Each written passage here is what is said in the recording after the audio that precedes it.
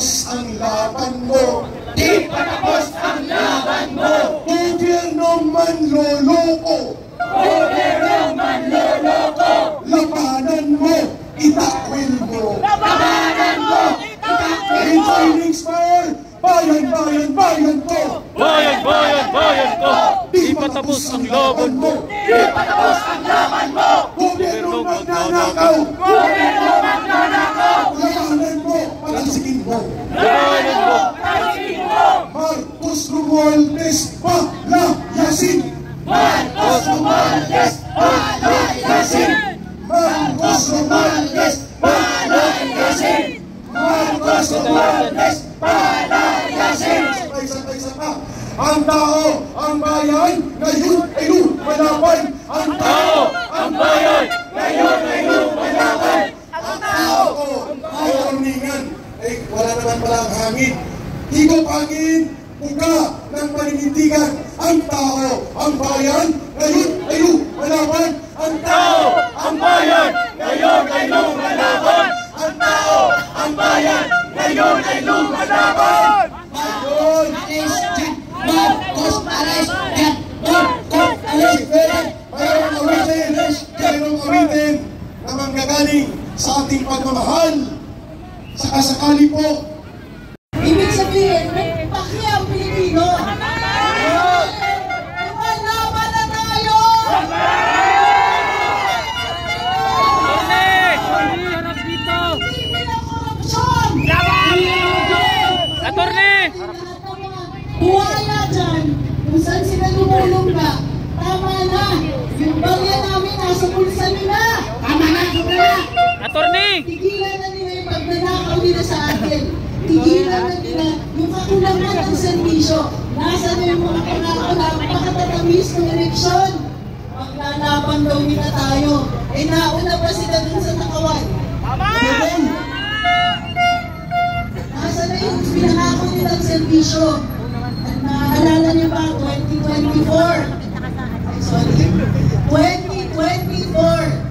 Anong ginawa nila sa budget? 800 bilyon ang pinamigay nila sa ayuda. Pili lang! 1.3 billion na lang po. grabe! Ito, 1.3 billion daw ang naubos para sa pamimigay nila sa ayuda. 1.3 billion yon na hindi naging serbisyo. 1.3 billion na hindi ginamit para sa flood control. 1.3 billion na hindi nagamit para sa healthcare. 1.3 billion na hindi ginamit sa pagtatanggol sa ordinaryong mamamayan. 1.3 billion na hindi nila binigay bilang pagtatanggol, serbisyo, o kahit man lang para masagot yung rising crime rate. Hindi. Tek talaga. Nakakaputang ina. 1.3 billion. Billions. Dito mo ma-imagine yung million. Billion pa. Billion. Ang napunta sa mga kotse nila. Napunta sa mga damit ng mga madang prinsesa nilang mga anak.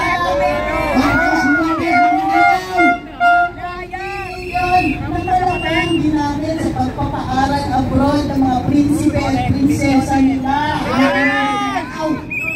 Sa pag-correct, scholar ng bayan, sana all. 1.8 billion na napunta sa designer clothes.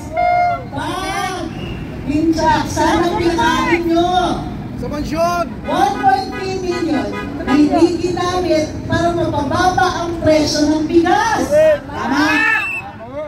Muli, kinagagalak ko na finally marami na ang umaalis at nagagalit dito sa harap-harapang pagnanakaw sa kabanang bayan. Galit na kami!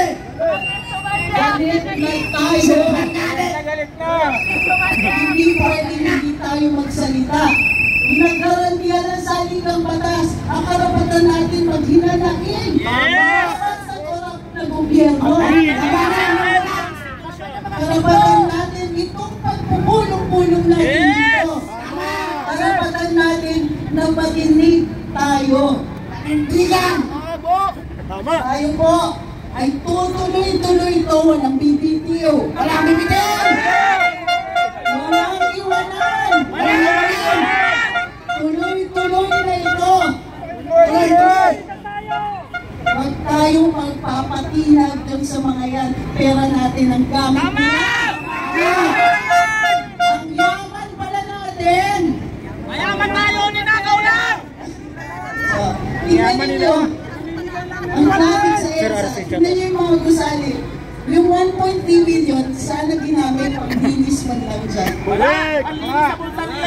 1.3 million na hindi nadagdagan sa mga kalye dito sa Pilipinas. Correct!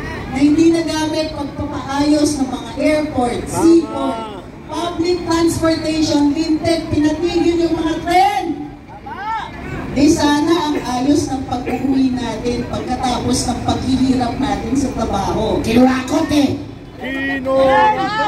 Kinurakot! Kami nating mga opisyales, dumadami pa, isipin ninyo, 300, higit sa 300 ang mga kongresista natin. Correct!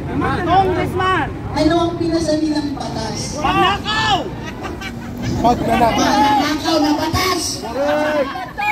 Magnakaw na Ang batas! masama niyan, kamakailan, nagpapasa sila ng mga batas na hindi nagdadagdag ng trabaho dito sa Pilipinas. Agree! Hindi nila inaasikaso ang ekonomiya natin. Kayod tayo ng kayod, sila lang ang lumayaman. Tama! Ekonomiya ng kanilang bansa!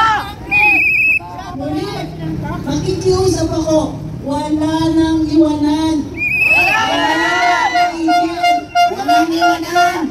Tuloy na tuloy ito. Ang mga kabataan natin na nanawagan. Romualdez resign.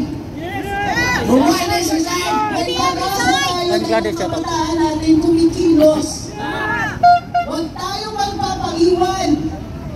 Ito ay panawagan ng buong sambayanan. Nakikiisa tayo. Matagal natin sinasabi, magkakahiwalay tayo, watak-watak. Hindi na ngayon. Lahat tayo nagkakaisa. Magkaisa! Korupsyon. Correct! Baga ng korupsyon! Tama ng pagnanakaw! Walang iwanan! Walang iwanan! Sambayanan, nagkakaisa!